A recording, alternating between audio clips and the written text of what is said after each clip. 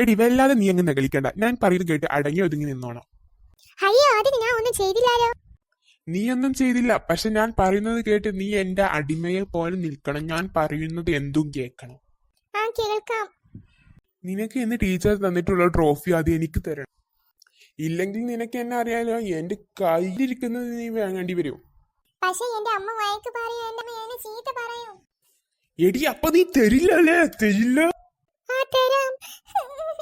കാര്യം മാത്രം ഞാൻ ഒന്നും പറഞ്ഞില്ലല്ലോ. ഇതെങ്ങനെ ടീച്ചർ കണ്ടിട്ട് എന്നെ പറഞ്ഞാൽ അതിനും നീ വേങ്ങിക്കും.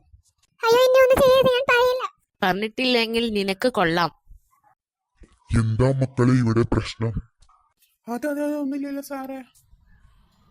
പിന്നെന്താ തുമ്മിമോളുടെ കണ്ണു നിറഞ്ഞിരിക്കുന്നത്?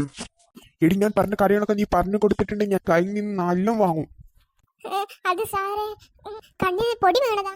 പൊടി വീണതാണോ? ഞാൻ വിചാരിച്ചു ഇവന്തെങ്കിലും കാട്ടിയതാണോ. ഏയ് ഞാനോ സാറേ? ഞാൻ പാവമല്ലേ. അയ്യോ എന്ത് നല്ലൊരു പാവം കുട്ടി. എടി നിന്റെ മുതലക്കണ്ണീരൊന്ന് നിർത്താമോ?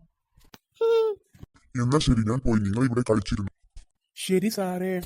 ഞാൻ നിന്റെ ട്രോഫി എനിക്ക് തരാൻ പറഞ്ഞതങ്ങാ സാറിനോട് പറഞ്ഞു കൊടുത്തിരുന്നെങ്കിൽ എന്റെ പനി കോണം നീ അറിഞ്ഞിരുന്നേ. നിന്റെ മോന്തൊക്കെ ഞാൻ പൊളിച്ചിടും.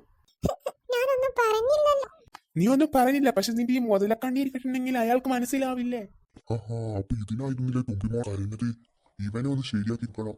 എടാ എന്താ സാറേ?